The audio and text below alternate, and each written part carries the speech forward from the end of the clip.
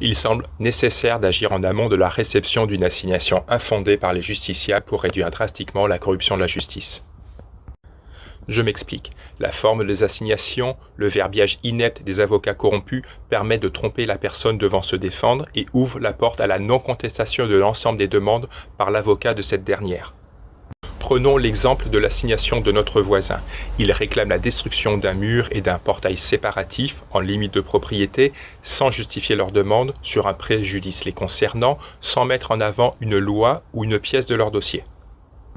Un avocat malhonnête, sûr de la servilité de son confrère et du magistrat en charge du dossier, peut tout demander ou presque, tant ils n'ont que faire du ridicule. En imposant une présentation de ce type, il serait plus compliqué de demander à raser un mur séparatif sans motif valable. Un juge corrompu aurait plus de mal aussi à prétendre ne pas voir le caractère infondé d'une plainte. Enfin, il serait plus facile de sanctionner un juge et un avocat si l'absence de justification de leur demande apparaît clairement.